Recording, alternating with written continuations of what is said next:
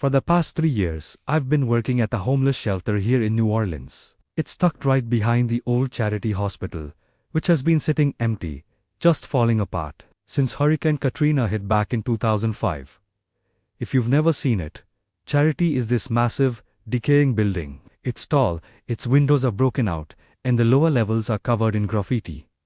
During the day, it just looks sad and forgotten, but at night, especially when I'm on shift, it feels like something straight out of a nightmare. The neighborhood around the shelter isn't exactly the best either. You've got these sketchy alleys, people hanging around that you really don't want to make eye contact with, and random break-ins are pretty common. I end up pulling a lot of night shifts because the pay is a little better, and honestly, I thought I was used to the quiet, to the weirdness of the city after dark. But the night Hurricane Ida hit, that was different. It was August 2021. I remember the date perfectly because it was the 16th anniversary of Katrina, and that alone had everyone on edge.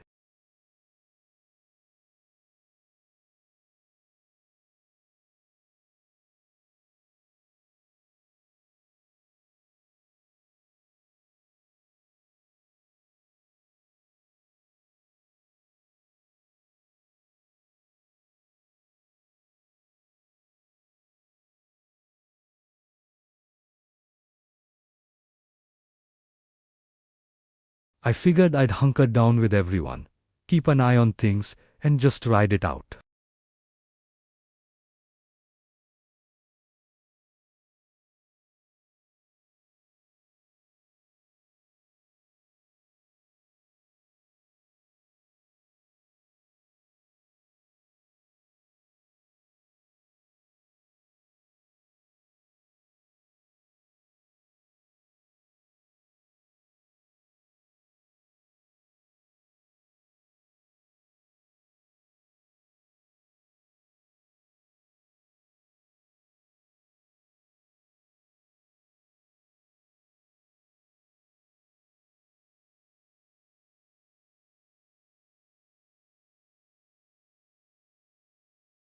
By evening, the storm really kicked in. The rain was hammering the roof so hard it sounded like someone was throwing buckets of gravel at it. And the wind, it howled through every single crack in the old building. The power flickered a few times, but thankfully, we had a big generator out back that kicked on automatically. It was this loud, constant worry sound that actually drowned out most of the storm. Around midnight, things got really intense. The entire building started to shake with these stronger gusts, and I could hear the sound of trees snapping outside. One of our clients, an older guy named Earl, who'd been on the streets since Katrina, kept muttering to himself about how this felt just like it did back then. "The water's coming," he'd say, just staring at the wall. I tried to calm him down, told him we were on higher ground this time, that we'd be okay. But honestly, I was worried too. My phone kept buzzing with emergency alerts, flash floods, tornado warnings. The shelter is an old brick building, probably built back in the 1940s. It has creaky floors and dim lights, even on a good day. That night, with a storm raging outside, every shadow seemed deeper, and every little noise felt sharper, more distinct.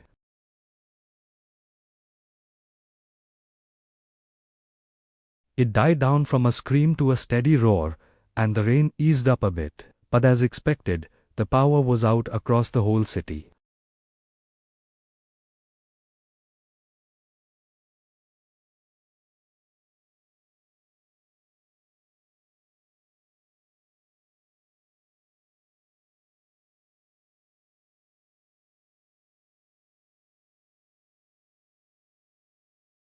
Most people were asleep, or at least pretending to be, all bundled up on their cots. And that's when I noticed the sound. It was the frogs, thousands of them, croaking like crazy. It was the weirdest thing, right in downtown New Orleans. You just don't expect to hear that. But after a big storm, they come out from the swamps, from the drainage canals, from wherever they hide. And with all the tall buildings, the sound just echoes, and it mixed with the hum of our generator. It created this eerie, unnatural soundtrack for the dead city. I really needed a break. I'm a smoker, bad habit, I know, but it helps with the stress. Around Malama, I told my co-worker, who was half asleep at the front desk, that I was stepping out for a quick one. She just nodded. I grabbed my jacket and pushed open the heavy back door. The air outside was incredibly thick and humid, smelling of rain and wet dirt. The sky was still pitch black. No stars, no moon, just a heavy blanket of clouds. Without the city lights, it felt like the whole world had just vanished. I lit my cigarette and leaned against the brick wall, trying to just breathe and relax for a minute.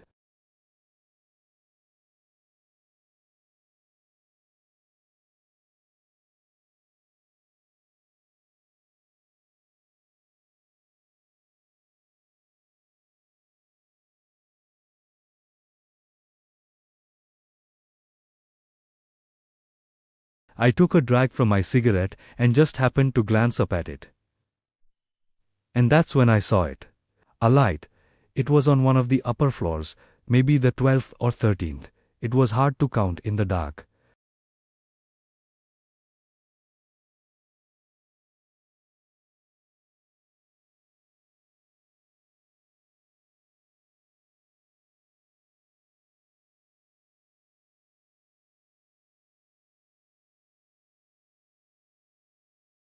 I completely froze, my cigarette halfway to my mouth. That hospital has been abandoned for over 15 years. No one is supposed to be in there.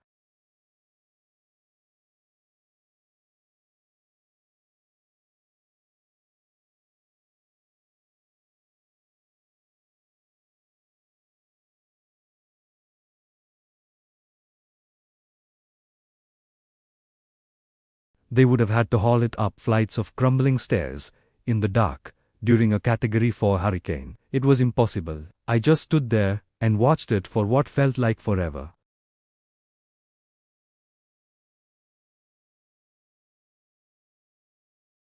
The frogs were still croaking their heads off. Our generator was still worry behind me, but everything else was dead quiet. No cars, no people, just that strange lonely light up there in the darkness.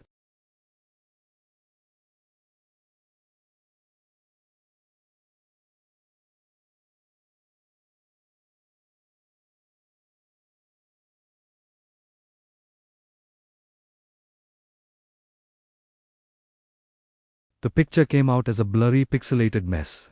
A part of me wanted to walk over there, to get a closer look, but that was a terrible idea. The neighborhood is dangerous on a normal night, but after a major storm, with debris everywhere, and no lights, no thanks. I finished my smoke, stubbed it out on the wet ground, and went back inside, my heart pounding a little faster than I wanted to admit. Back at the desk, I mentioned it to my coworker. She just shrugged. Probably just some homeless guy who snuck in before the storm. But that explanation didn't sit right with me. It didn't explain the height or the lack of power. The next morning, as the sky started to lighten still gray, but not black anymore, the light was gone just like that. The client started waking up, and I helped serve a simple breakfast of granola bars and juice. Earl, the older guy, overheard me telling the story again. He just chuckled, real casual, like it was the most normal thing in the world.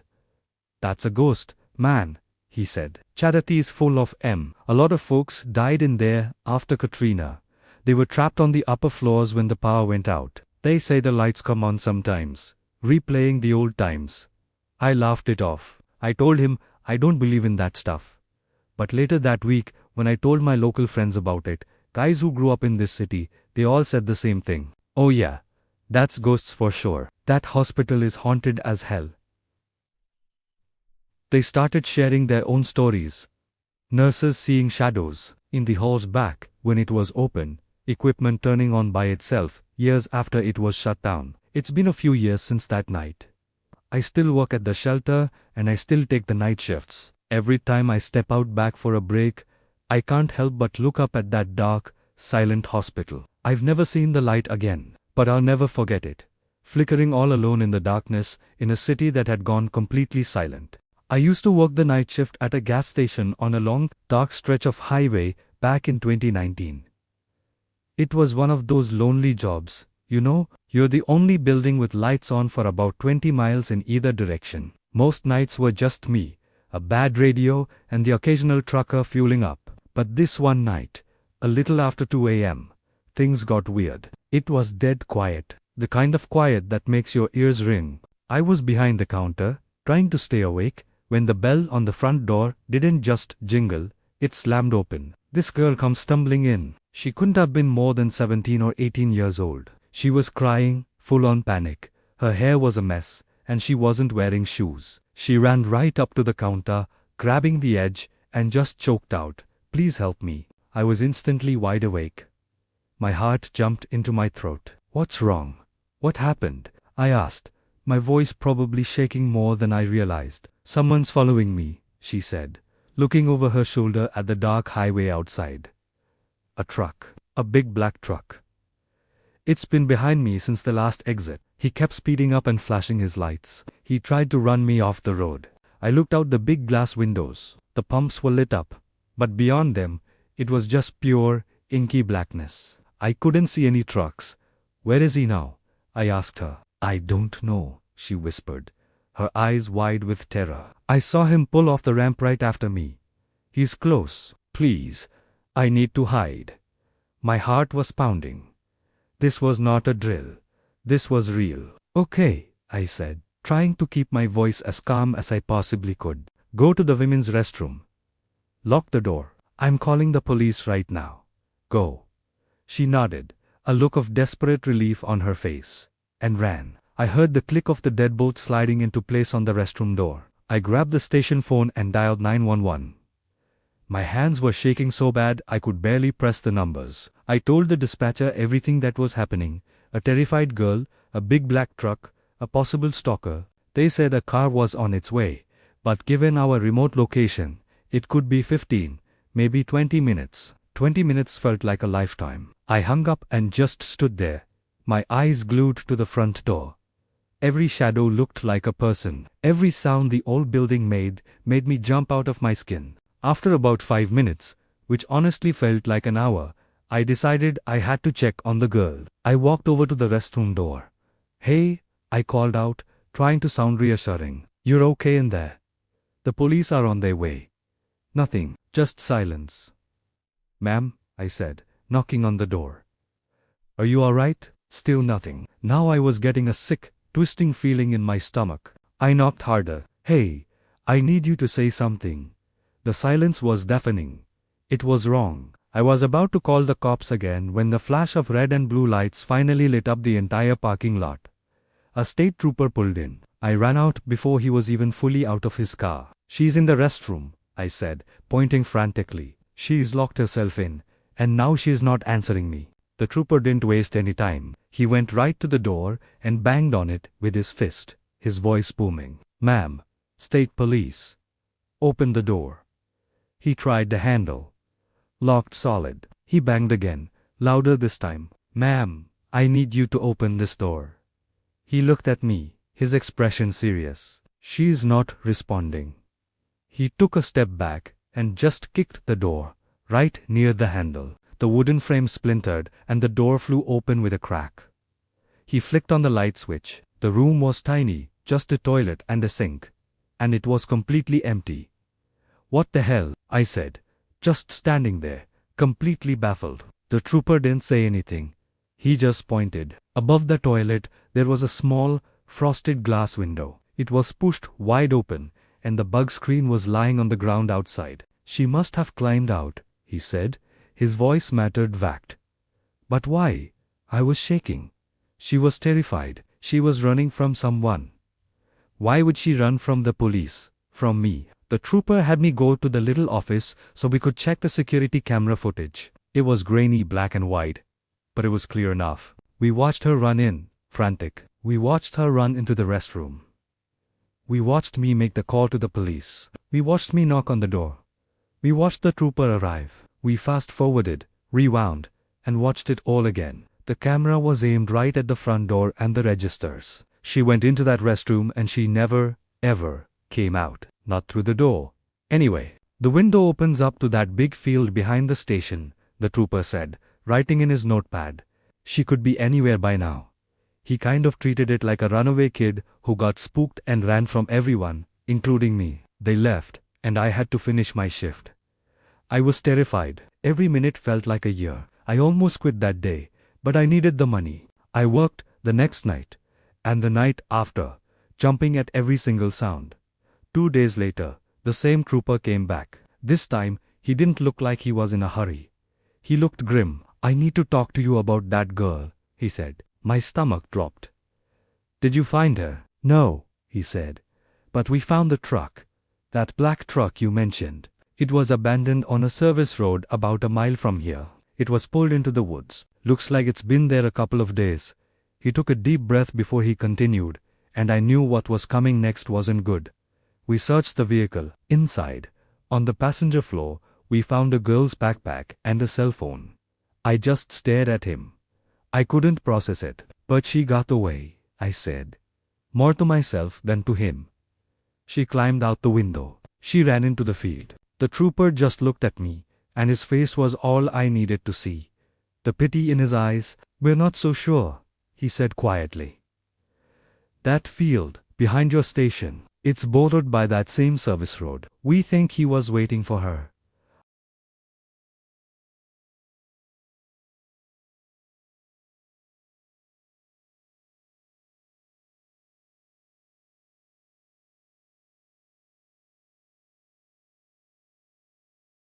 I've been a corrections officer for about 8 years now, but this story comes from my very first year on the job. When you're the new guy, the rookie, you get stuck with all the worst shifts. That means overtime, night shifts, and usually getting posted in the least desirable units. For me, that was C. C Block is one of the oldest parts of the prison, a medium security unit built back in the 1950s. It's all concrete and steel, and the air just feels heavy in there. The paint is peeling, and no matter how much they clean it, there's always this faint, sour smell. You learn pretty quickly that some places have a history, and C Blocks was a bad one. It's just one of those places that has seen a lot of violence, a lot of overdoses, and a lot of suicides. The inmates hate it, and the officers hate it too. So, this particular night, I was working a double. That means I'd be there from 2 p.m. all the way to 6 a.m. the next morning. My relief for the midnight shift had called in sick, and since I was the low man on the totem pole, I got volunteered to stay.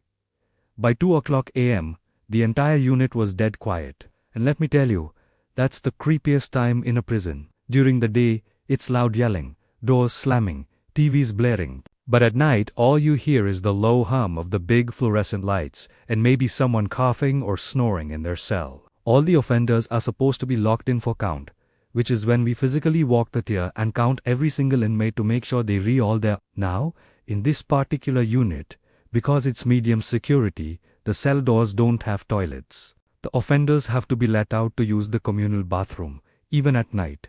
They just have to sign out. It was 2:05 a.m. I was just grabbing my clipboard to start the count on the first level, or the flat. The unit is 2 levels, a first tier and a second tier, connected by a metal staircase at the far end. As I was standing there at the officer's desk, I saw movement. I looked up and saw an inmate walking down the metal stairs from the second tier. I just sighed. It always happens right at count time. Someone always picks that exact moment to need the bathroom.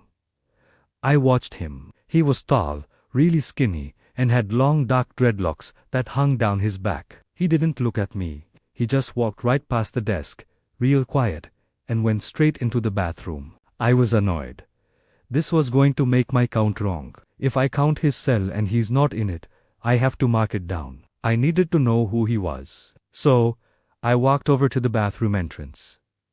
The door was propped open, as it always is. I stood at the doorway and called in, "Hey, I'm starting the count. What cell are you in?"